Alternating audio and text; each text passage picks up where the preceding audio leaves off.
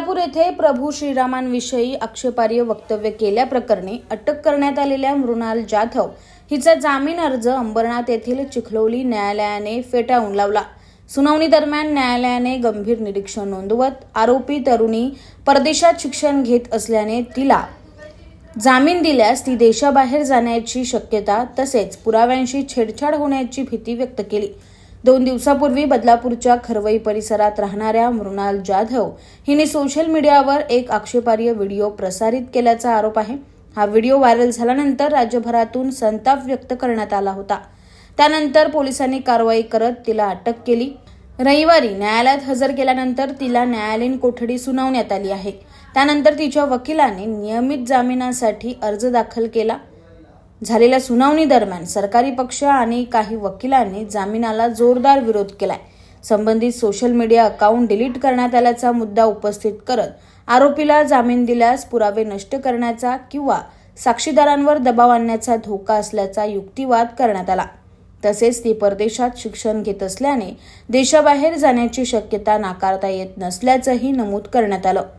दरम्यान बचाव पक्षाच्या वकिलांनी सुरुवातीला संबंधित व्हिडिओ आरोपीने तयार केलेला नसून तिचा मोबाईल हॅक झाल्याचा दावा केला।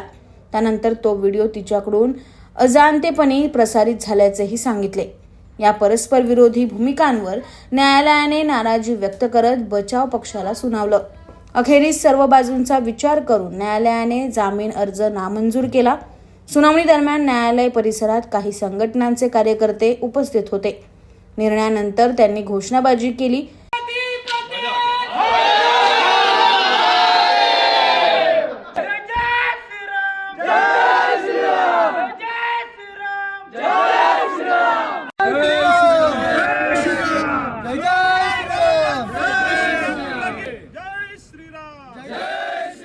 तर तिची आज इमिडिएटली बेल झाली तर सोशल इम्पॅक्ट व त्याचा परिणाम होईल।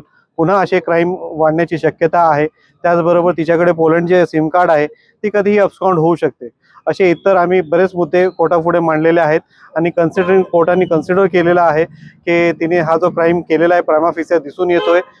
त्याचबरोबर तिने ऑलरेडी टेम्परिंग केलेली आहे, एव्हिडन्स डिलीट केलेले आहेत आणि तिचं सिम कार्ड पाहून की ती पोलंडमधले सिम कार्ड असल्यामुळे तिची अब्सकॉन्डिंग होण्याची शक्यता सुद्धा नाकारता येत नाही।